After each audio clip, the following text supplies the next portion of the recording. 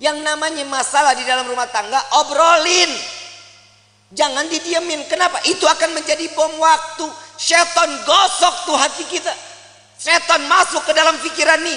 Kuping kita dibisikin terus. Oh, jangan dikasih maaf. Jangan, gak usah perlu minta maaf. Oh, jangan dimaafin. Itu pasti setan akan ikut campur.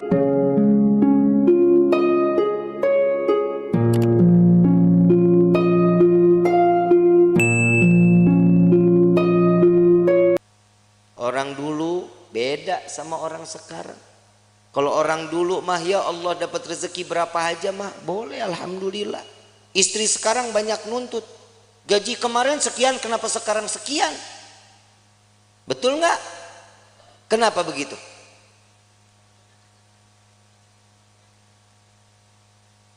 Urusan rezeki siapa yang kasih? Kenapa mintanya sama suami? Mintanya sama Allah, tapi doanya di samping suami. Ya Allah, berikan rezeki kami yang banyak lewat suami saya. Samping telinga ngomong kalau lagi tidur juga. Ya Allah, lipstik beak.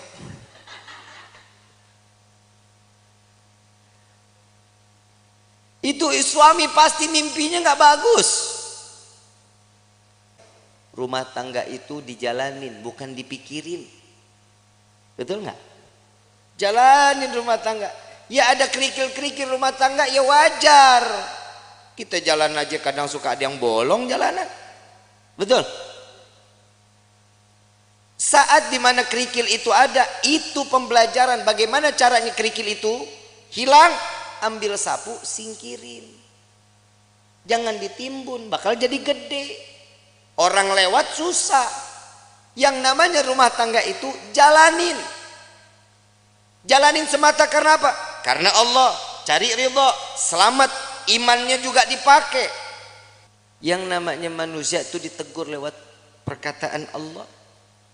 Takwanya yang diingetin. Kenapa? Karena pernikahan itu wajib dijalani dengan ketakwaan, dengan ibadah kepada Allah. Suami istri kalau jalan ibadah sama-sama di hadapan Allah dengan mencari keridhaan Allah, selamat rumah tangga kita, ibu bapak. Selamat. Ibu bikin kopi, ridho. Ya Allah, saya ingin bikinin kopi buat suami saya. Jangan dicampur sianida. Pahit. Bikin karena ridho, kehidupannya apapun senyum. Tadi saya bilang, jangan takut saat nanti setelah pernikahan rezeki kalau Allah lagi kurangin, terima aja. Ujiannya tuh di dalam hidup kita. Itu ujian pertama. Kadang ada pernah dengar nggak orang baru nikah 2 bulan 3 bulan cerai? Ada nggak? Ada. Kenapa? Karena tidak menerima hasil apa yang telah diberikan oleh Allah. Allah udah jamin di dalam Al-Quran, fa inna ma'al usri yusran, inna ma'al, setiap kesulitan pasti ada kemudahan, ada jalan keluar. Gak mungkin setiap jalan keluar itu buntu, gak mungkin. Allah menetapkan satu ujian kepada setiap hamba, pasti hamba itu punya kekuatan. Allah gak jahat kayak kita. Kadang kita nyuruh orang seenak-enaknya, itu orang gak mampu juga kita harus wajibin. Tapi kalau Allah memerintahkan kita karena tahu Allah ini manusia ini mampu, ini orang tahu cara jalan keluarnya, Allah kasih jalan keluarnya. Wa wajadaka dhalam fahada. Allah kasih petunjuk di dalam kehidupan.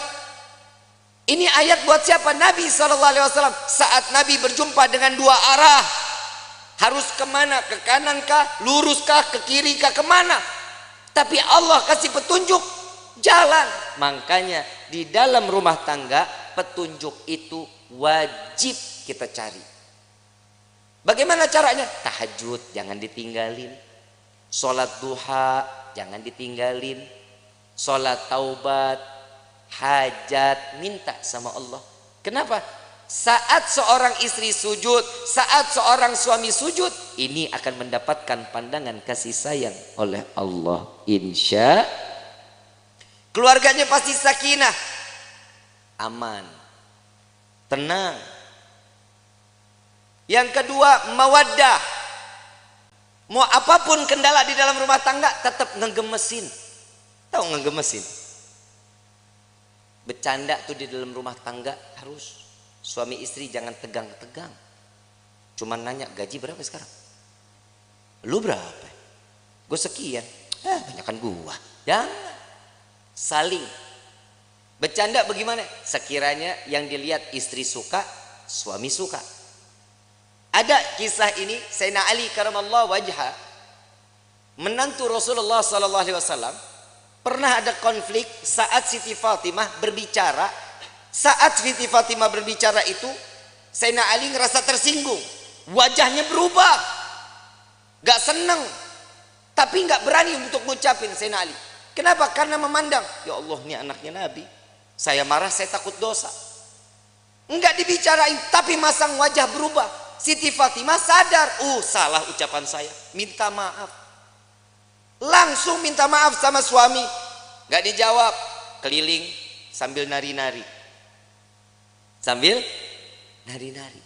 Begitu selesai nari-nari, bikin lucuan, sampai Sayyidina Ali tertawa, senyum. Maka disitulah Siti Fatimah datang kepada Rasulullah sallallahu alaihi wasallam. Ya Rasulullah, tadi nih saya ngerasa ada salah bicara sama suami saya. Langsung mukanya berubah, Nabi ikut berubah. Belum selesai bicaranya Siti Fatimah, Nabi juga berubah. Kenapa? Hei, engkau tidak akan mendapatkan keridhaan Allah, engkau akan dilaknat oleh Allah. Ntar dulu, saya sudah berhasil membuatnya dia tersenyum. Apa yang kau lakukan? Saya menari-nari entah berapa puluh kali saya keliling-keliling di depan wajahnya. Sampai keluar senyuman. Apa kata Nabi? Maka saat dia tersenyum, Allah buka pintu surga untukmu, maka Allah kembali ridha kepadamu. Pak, Bapak, esok kalau istri marah-marah, panggil topeng monyet. Suruh main, suruh dia joget di depan kita. Jangan malu, Bu. Ibu punya salah, ngomong minta maaf. Nggak tahu salahnya di mana, tetap minta maaf. Bib, kalau yang salah suami, tegur baik-baik.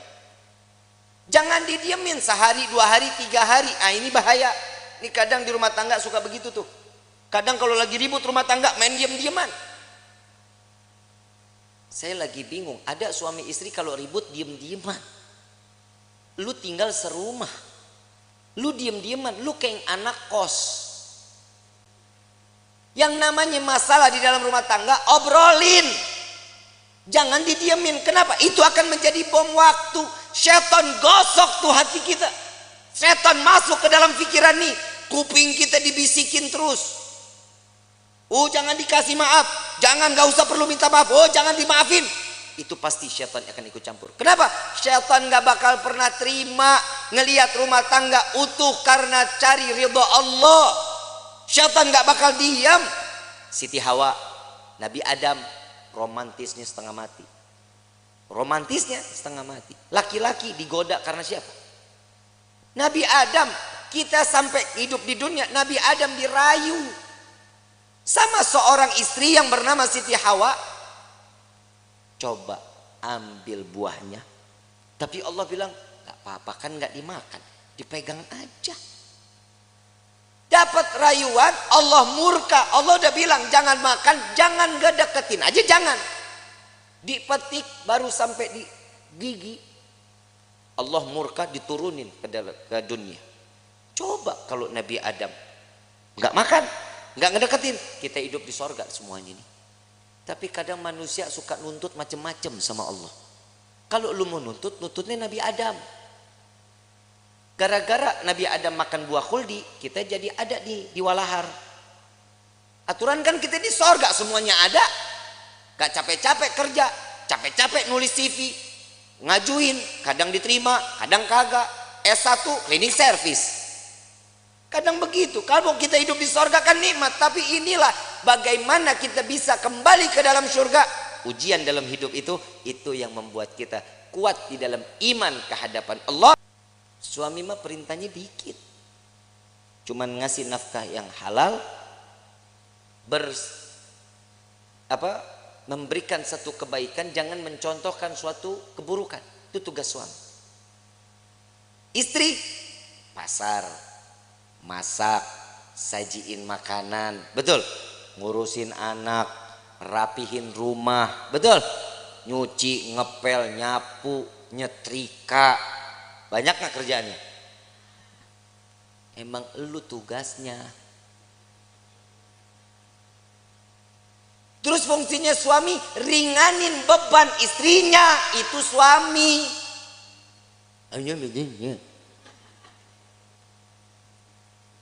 Yang namanya suami kalau lagi istri nyuci, suami yang ngejemur. Emang nggak ada suami yang begitu di sini? Nggak ada. Tukar tambah, Bu.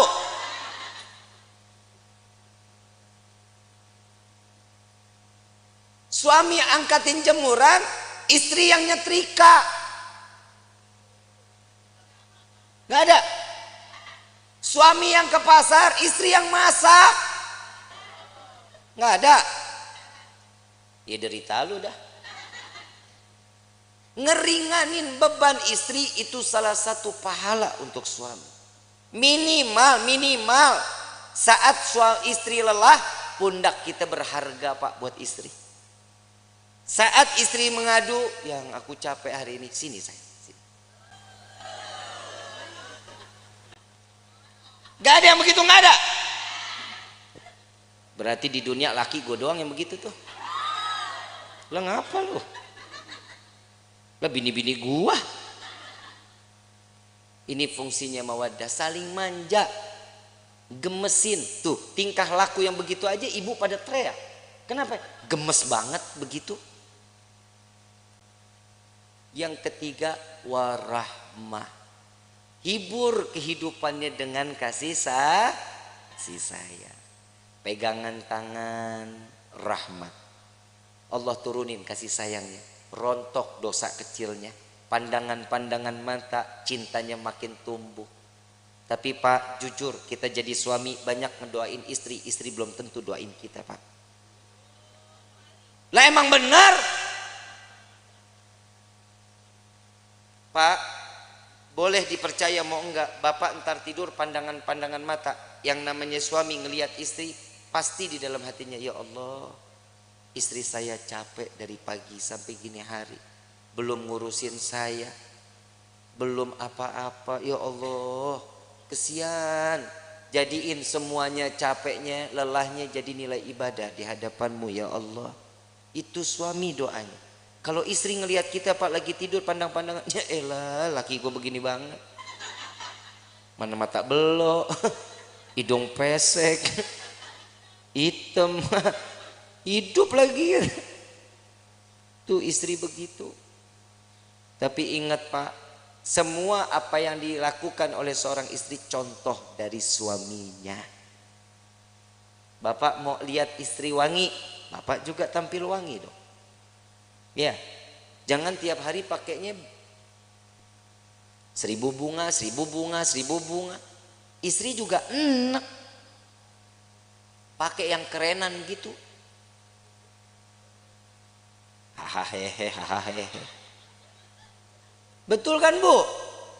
Tapi memang istri itu dituntut wajib wangi di depan suami. Lu mah kagak. Mana apek, bore mason, cap kampak, GPU, kan? Bu, jangan dulu dah, Mayang aja. Mayang, ini kan malam pertama nih, Yusuf, iya. Ini dalam hatinya, Habib udahan ke.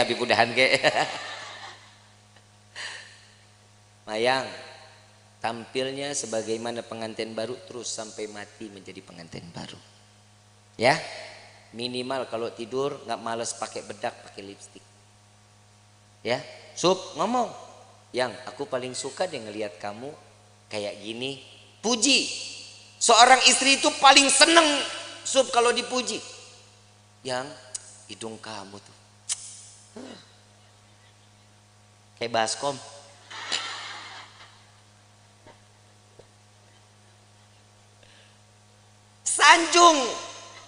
Sanjung istri. Yang Nabi sering sanjung istri, disanjungkan sama Nabi kan. Disanjung Humairah yang pipinya kemerah-merahan. Bapak ngomong, nih Dibit masalahnya orang hitam legem. Mana merahnya? Ya minimal kan dipanggil manis kan bisa. Sweetie kan bisa. Jangan dipanggil Blacky. Wah. Jangan. Karena kasih sayang itu timbul juga dari panggilan. Jujur, Pak, maaf, Bapak kalau dipanggil siak gahar nggak? Kesel nggak? Dibilang manehna, kesel nggak? Saya ini seorang kepala rumah tangga, hargain saya. Coba kalau suami dipanggil sayang, besok uang jajan nambah, Bu. Dan laki-laki juga sadar diri, wajib ngasih tahu sama istri. Lihat Rasulullah nyanjung Siti Fatimah, Siti Aisyah saat lagi sholat. Siti Aisyah, Rasulullah lewat. Ya Allah, terima amal ibadah Aisyah. Ya Allah, ampuni dosa Aisyah. Ya Allah, masukkan Aisyah ke dalam surgamu. Doa di hadapan Siti Aisyah. Siti Aisyah lagi sholat. Begitu selesai sholat langsung kabur. Ya Rasulullah, tadi aku dengar engkau doakan aku. Iya ya Aisyah. Gimana perasaannya? Wah, senang. Begitulah caraku mendoakan umatku, kata Nabi Muhammad SAW. Ternyata doanya Nabi Muhammad tetap buat umat. Kebahagiaan siapa? Umat. Makanya orang yang menikah itu mencontoh sunnah Nabi Muhammad SAW. Makanya ibu, yang namanya suami nikah jangan banyak aturan. Suami mau nikah lagi, kasih. Emang apa? Perih. Lebih perih suami ngelihat lo cemberut mulu. Betul Pak? Pulang dari pagi sampai sore ngelihat istri udah begitu aja modelnya, dari mulai bangun tidur sampai sore begitu. Muka demek, rambut berminyak. Begitu dicium, ya Allah, bau kompor. Bu, mau suami betah di rumah mau? Yang rapi dong. Kelihatan suami bakal pulang kapan? Mandi, rapi, bersih. Saat ngadepin suami, suami pulang ngelihat istri cantik, ya Allah. Itu capek ditinggal di pagar, Bu. Nggak diajak masuk capeknya. Mah, kemon. Gak ada cah. Kalau ini sudah di rahmahnya ini kita jalanin, inilah yang namanya baiti jannati, rumahku surgaku. Tapi kalau ini nggak ada, iman nggak ada, siap, rumah jadi neraka. Rumah jadi neraka. Ibu bapak romantis suami istri, anak ngelihat senang, anak pasti akan contoh kelak nantinya dia bersama suami atau istrinya akan sama sebagaimana rasa kasih sayang yang dicurahkan oleh pasangan ibu dan bapaknya. Kalau anak tiap hari ngelihat orang tua ribut, besok anak begitu juga.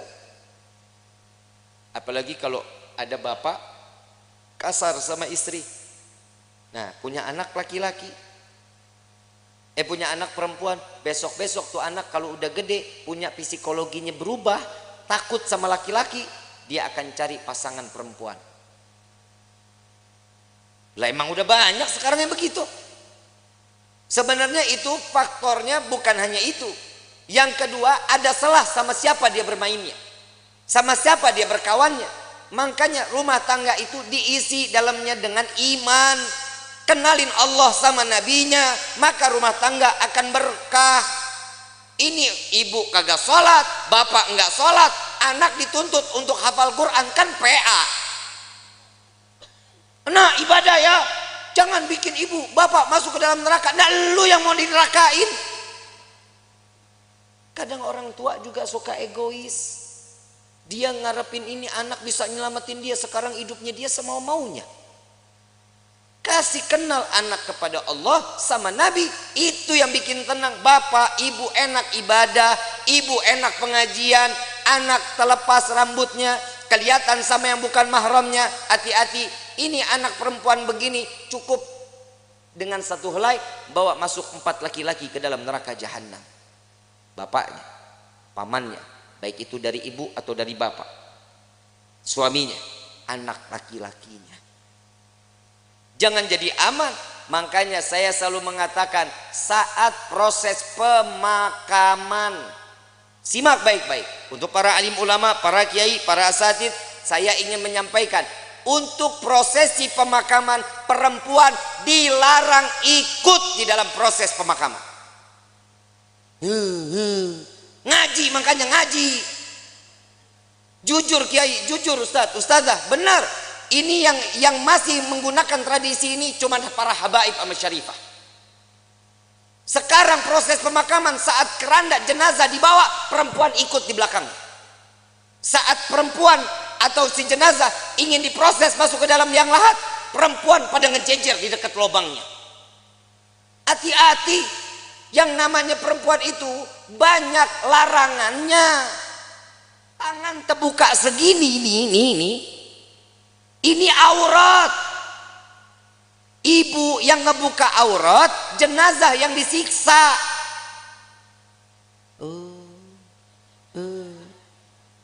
Ini tolong Pak diumumin. Pak Kepala Desa boleh bikin surat untuk setiap masjid sama musola. Perempuan dilarang ikut. Bib, ini ibu saya, bodoh amat. Habib, ini bapak saya, kumaha aing bae. Nggak boleh. Jangan. Kenapa? Ini akan menjadi satu siksaan. Selesai proses pemakaman, laki-laki keluar, perempuan mau silahkan, mau ziarah nggak dilarang. Tapi saat prosesnya jangan. Kenapa? Bikin repot. Belum nangis, kayak orang gila. Bapak, ibu. Kalau suami yang meninggal nggak begitu nangisnya. Ya, jangan tinggalin saya. Buaya. Apalagi warisan banyak, senyum. Yang tenang ya yang. Mudah-mudahan diterima amal ibadahnya ya yang. Tuh kalau duitnya banyak. Ada laki-laki lihat, ini siapa nih yang nangis-nangis ngegerung-gerung? Oh, ini istrinya. Jandanya boleh juga nih. Ajang jodoh di depan pemakaman.